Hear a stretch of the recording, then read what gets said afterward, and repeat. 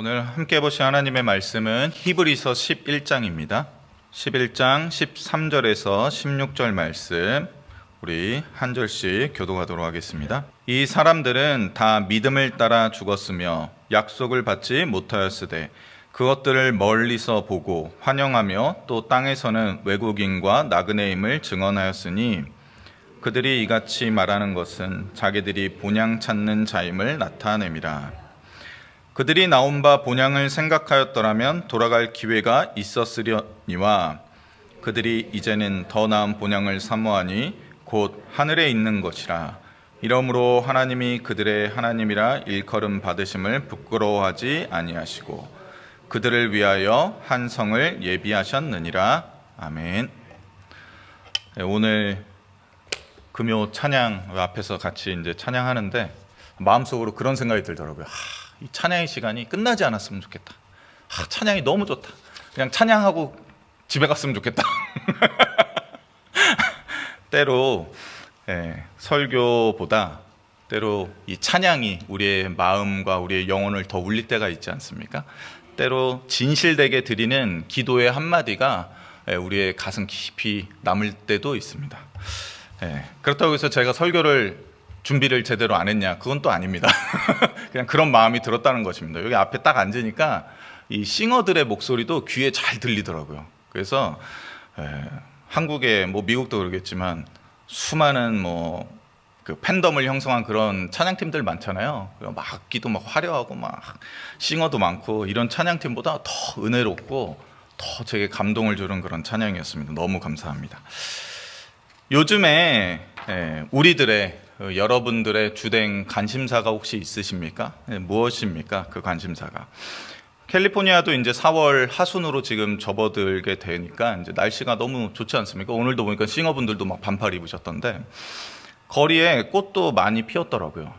새벽기도 나올 때 주차해 놓은 차 옆에 도로에 그 보도블럭 그 사이사이에 이게 심어져 있던 이 풀떼기 같은 거 이거 뭔가 그랬는데 거기에 꽃이 피더라고요. 꽃이 이렇게 많이 폈어요. 깜짝 놀랐습니다.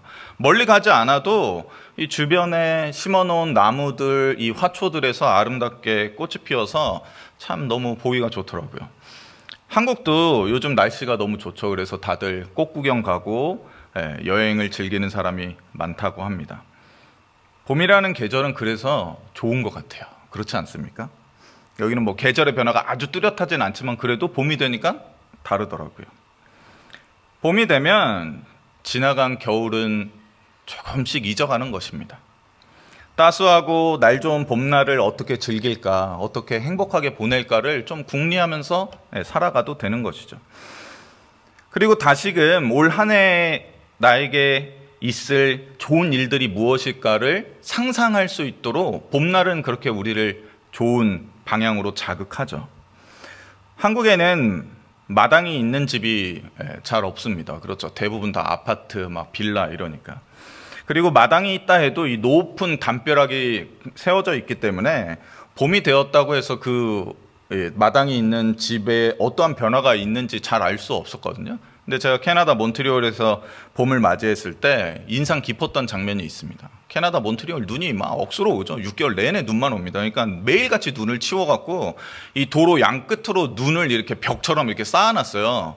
갖다 버리기도 하는데 다 못 갖다 버릴 때는 그냥 쌓아놓더라고요. 그리고 그 쌓였던 눈이 어느 정도 녹기 시작하면 이제 그때 이제 봄이 이제 오기 시작한 거거든요. 그러면 그때 온 동네 사람들이 저마다 화초를 사와서 자기 앞마당에 그 화초를 열심히 심습니다. 그러면 그곳에 심겨졌던 이 꽃이 가을을 지나 겨울이 오기 전까지 계속 화사하게 그 아름다움을 뿜어내면서 길 지나가는 동네 사람들 기분을 좋게 만들거든요. 그래서 저도 이제 아이 등하원 시킬 때 지나다니면서 예쁜 꽃들 사진 참 많이 찍었거든요. 대흥 장로교회도 지금 다 꽃밭입니다. 꽃밭. 저만 그렇게 느낍니까? 다 꽃밭이에요. 너무 보기에 아름다우시고 표정도 너무 좋습니다. 이 북미는 가을 학기제잖아요. 그래서 한국이랑 좀 다른데 한국에서는 새학년 새학기가 봄에 시작하잖아요. 그렇기 때문에 초중고 이 학생들에게 또 대학생들에게 대학을 졸업하고 이제 사회생활을 시작하게 될 이 졸업한 이들에게 이 봄이라는 것은 정말로 기대와 설렘으로 가득한 계절이죠. 이러한 기대와 설렘이 오늘 예배에 나온 우리 모두에게도 있을 거라고 믿습니다.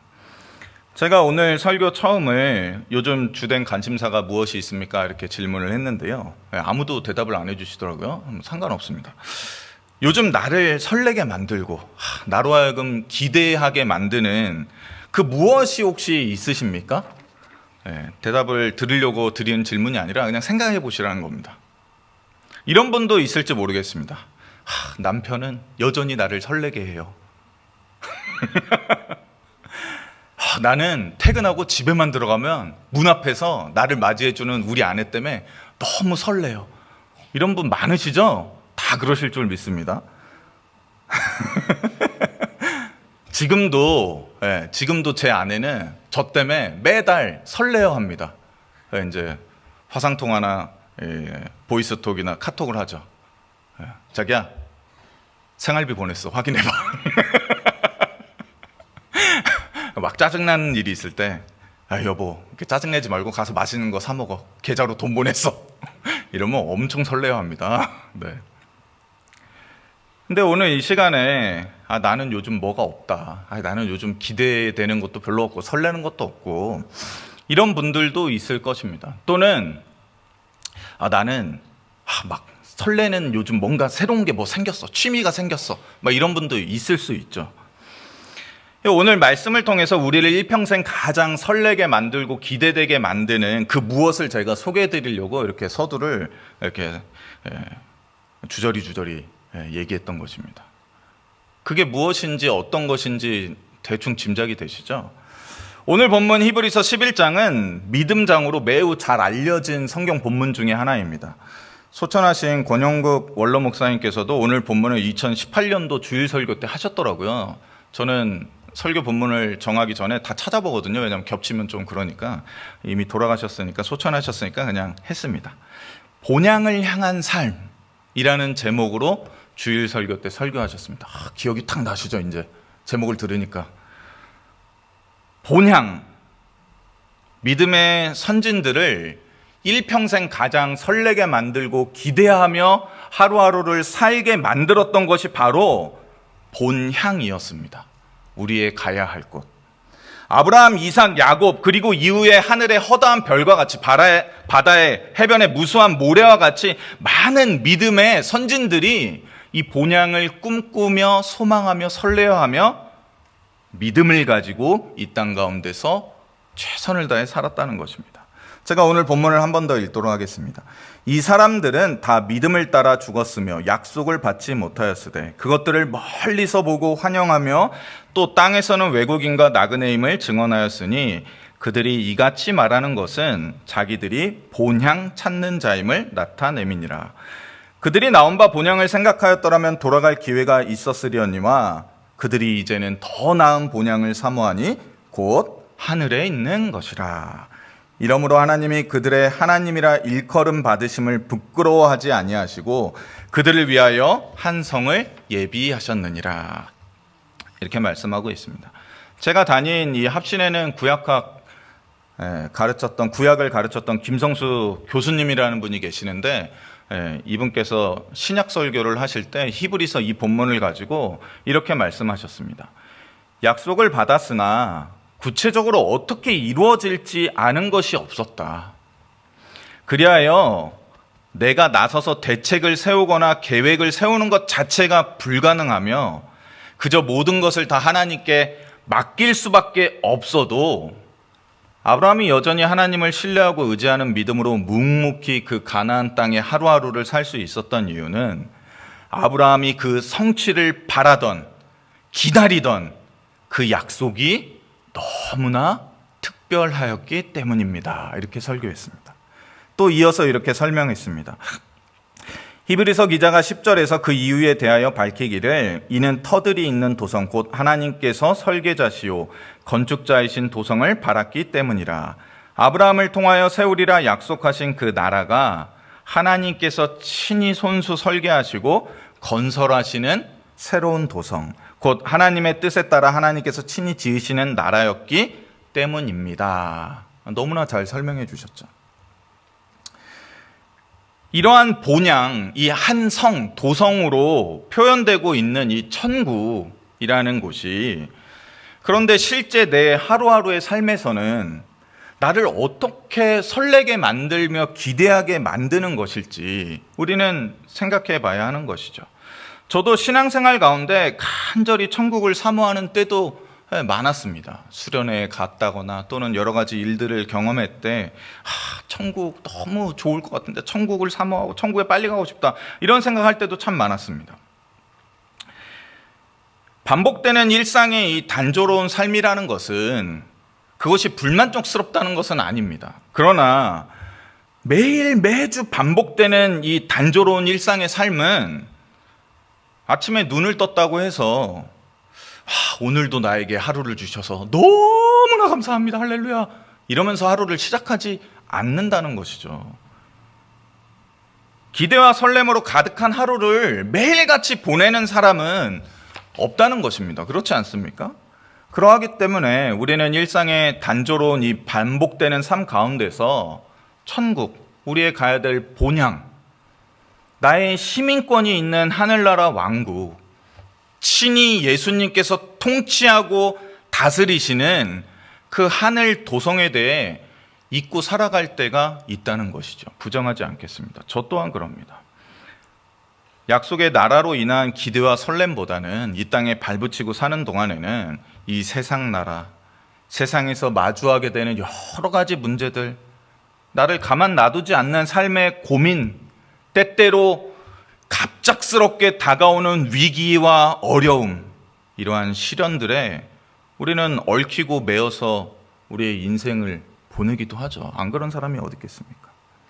이로 인하여서 천국이, 나의 본향이, 나의 호적등본이 등록되어 있는 그 도성이 얼마나 좋은 곳인지, 얼마나 놀라운 곳인지, 우리 모두를 얼마나 만족스럽게 만들 수 있는 곳인지, 우리를 얼마나 풍성하게 채우고도 남는 곳인지를 잊기도 합니다. 그래서 현실에 매몰돼서 살아가기도 하죠. 그리고 저는 제 자신과 또 내 자녀, 자녀라고 해봤자 딱 한 명밖에 없는데, 그리고 주변 사람들을 보면서 종종 이 하나를 주면 좋아하다가 조금 후에는 또 다른 하나를 원하는, 이런 정말 만족을 모르는, 정말 로마서에 기록된 대로 끝없이 자기 배만을 섬기는 것처럼 보이는 이런 모습에 때때로 천국이라 한들 과연 이런 나를, 만족을 모르는, 이 지치지 않는 이 육체의 정욕을 쫓는 우리 모두를 과연 천국이 만족스럽게 해줄 수 있을까? 평생토록 매일매일 이런 걱정을 하기도 합니다. 이런 우리 모두를 본향은, 천국은 정말로 우리를 만족하고도 남도록 만드는 매우 특별한 곳이 맞냐, 이러한 고민이 있다는 것입니다. 즉, 그 본향은 우리가 지금 꿈꾸며 기대하며 돌아갈 만한 곳인가 하는 질문인 것입니다. 이 이민 생활 이제 한 5년 했을 때는 모르겠지만 10년, 15년, 20년, 막 40년 이렇게 하신 분들도 계시잖아요. 자, 우리의 본향은 어디입니까? 한국이죠. 한국 생각해 보십시오. 이제 리타이어 하면 한국 가서 살아야지, 이럴 만한 곳이냐 이 말입니다. 한국이. 생각해 보십시오. 그 본향이 과연 우리의 인생을 모두 마치고서 돌아갈 만큼 지금 우리를 매료시키고 있는 곳인가? 제가 여러분한테 들어보니까 이제는 한국 못 간다고 하시더라고요. 아무리 한국이 지금 좋다고 막 인기가 치솟는다 하더라도 여기서 20, 30년 사니까 이제 한국 가서 못 산다고. 사도 바울은 천국에 하나님 나라에 자신이 들어가지 못한 채 버림을 당할까 두려워했습니다.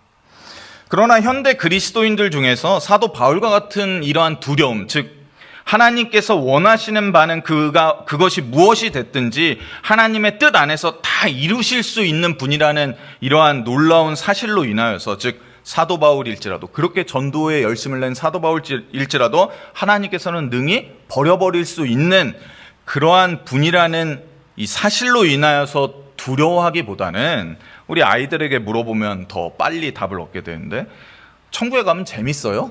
이렇게 묻거든요. 천국은 뭐가 좋아요? 천국이 실제로는 그다지 재미없을 것 같고 만족되지 못할 거라는 걱정 때문에 더 힘들어한다는 것입니다. 제가 가르쳤던 주일학교의 아이들도 저한테 물어봤죠. 목사님, 강도사님, 전도사님, 천국 가면 뭐예요? 얘기했죠. 천국 가면 하나님 예배하지. 그 표정이 어땠을 것 같습니까? 이래. 죽는 것이 두렵기 때문에 천국을 믿어야 한다면 그것은 기독교가 가르치는 복음이 아니죠. 지옥에 가는 것이 죽어도 싫기 때문에 나는 천국에 가야 되겠다 해서 교회에 나오는 것이면 그것은 기독교가 아니어도 다른 종교에서 이미 오래전부터 가르치고 있는 것이기 때문에 굳이 그런 이유라면 교회에 나올 필요가 없습니다. 복음은 무엇라고 말합니까? 성경은, 예수님은 우리에게 하나님의 나라가, 그분의 왕국이 이 세상과 비교할 수 없는 곳이라고 우리에게 소개합니다. 이 세상 어떤 좋은 것과도 비교할 수 없는 것이 너희에게 마련되어 있다. 그것은 너희가 꿈꾸거나 이 땅에서 열심으로 취하여 완성할 수 있는 것이 아니다. 오직 내가 손수지어서 너희에게 선물하는 것이기 때문에 어디에서도 이것과 같은 만족을 100% 얻을 수 있는 곳은 없다라고 말합니다. 그러기 때문에 천국은 우리가 이 땅에서 누리는 만족과 즐거움, 기쁨이라는 면에서도 세상과 비교 불가능하게 우리를 만족시켜 줄 수 있는 유일한 장소라는 것입니다. 그렇기 때문에 우리는 이를 확실히 믿고 알고 있기 때문에 오늘 이 늦은 시간에도 하나님 앞에 나와서 어떻게 합니까? 기꺼이 소리 지르며 찬양하며 박수치며 손들고 기도하며 합당하게 예배하며 경배하고 있는 것이죠. 그렇다면 우리도 히브리서에 기록된 믿음의 선진들과 같이 나도 본향을 사모하는 자인데, 믿음장을 읽을 때 아브라함은 그랬고 누구는 그랬는데 나는 아직 아니네가 아니라 나도 그러한 자임을 이 땅을 살아가면서 무엇을 통해 온전히 드러낼 수 있을까요? 즉 우리가 지금 이 땅에서 세상 사람 보기에는 똑같이 하루하루에 반복되는 평범한 일상을 보내는 것과 같지만 나는 가는 길이 달라. 나는 추구하는 바가 달라. 나는 꿈꾸는 게 달라. 나는 지금 내 안에 품은 것이 너희와 달라를 무엇으로 드러내며 그것을 우리의 후손들과 자녀들과 우리의 지인들과 우리 주변에 있는 사람들이 어떻게 알 수 있는가 하는 것입니다. 즉 우리가 죽음을 그 끝으로 하여서 죽음을 향해 가는 자가 아니라 그 죽음이라는 허들을 뛰어넘어 그 너머에 있는 더 먼 곳을 보면서 살아가는 자이되 스스로는 이 땅에서 나그네임을, 잠시 살고 가는 나그네임을 고백하는 그런 믿음이 나에게는 있다는 것을 드러내는 삶의 태도와 방식은 무엇이냐 이 말입니다. 이 십수년 전에 이 노래 하나로 데이트를 쳐서 돈을 많이 번 그 가수분이 인터뷰한 내용이 있더라고요. 근데 이렇게 얘기하더라고요. 돈을 다 잃었대요. 뭐 이것저것 하다가 인생이라는 게 살다 보니까 너무 힘든 때가 많았대요. 그 돈 때문에 사기당하고 막 이러니까 배신당하고 그런 어려움을 겪고 나니까 돈보다도 더 소중한 게 있음을 깨달으니 지금은 너무 행복하다고, 돈에 더 이상 매이지 않아서 행복하다고 하더라고요. 바로 이것입니다. 나에게 천국 본향이 너무 소중하다는 것을 깨달으니 이 아브라함이 그 성취를 바라고 기다린 그 약속이 너무 특별하였듯이 예수님께서 나를 위하여 주신 그 구원이 너무나 특별하다는 것을 깨달으니 이제 그 무엇과도 이것이 비교되지 않음을 아는 것입니다. 심지어 돈과 재물이라도 이 구원의 약속과 이 나에게 주어진 천국이 너무나도 특별하고 소중해서 그 무엇과도 바꿀 수 없게 된 것이 바로 우리가 본향을 사모함으로 이 땅을 살아가는 자임을 드러내는 것입니다. 그래서 그것은 어떻게 드러나냐면 실제로 내 직업이라 하여도 내가 지금 이 땅에서 얻은 신분, 사회적인 지위라 하더라도 천국과 비교할 수 없다는 걸 알기 때문에 어떻게 하는 겁니까? 기꺼이 내 직업과 사회적인 지위와 신분을 내려놓고 교회 안에서 겸손하게 살아가는 것이죠. 미국 사회에도 이런 일이 있었죠. 미국도 뭐 지금도 그렇지만 인종차별이 극심한 나라 아닙니까? 흑인을 절대 받아주지 않았던 시대가 있었습니다. 뭐 지금도 인종차별 심하잖아요. 백인 주류 사회에 유색인종은 들어갈 수 없는 이 지금의 시대보다 더 심한 그러한 시절이 있었습니다. 근데 그 사회에서 기꺼이 흑인을 받아들이고 노예 해방이 일어난 이러한 일들. 내 피부색, 나의 출신보다도 천국이 더 크고 중요하기 때문에 기꺼이 어떻게 합니까? 그 모든 것을 내려놓을 수 있는 그러한 삶의 모습과 모양으로 저분은 다르구나. 저분은 안에 품은 게 우리와 다르구나를 아는 것입니다. 심지어 내 생각과 나의 주장조차도 하나님의 천국에 비하면 비교할 수 없기 때문에 그것조차도 다 내려놓는 것이죠. 그래서 교회에서 이루어진 결정과 결과에 대해 어떻게 합니까? 내 생각은 달라요. 내 생각이 맞죠?가 아니라 내 생각과 나의 주장보다도 내가 지금 마음에 소유하고 있는 이 구원과 이 본향과 하나님의 나라가 얼마나 큰데 내가 내 생각, 내 주장 그거 아무것도 아니에요 하고 내려놓을 수 있는 것입니다.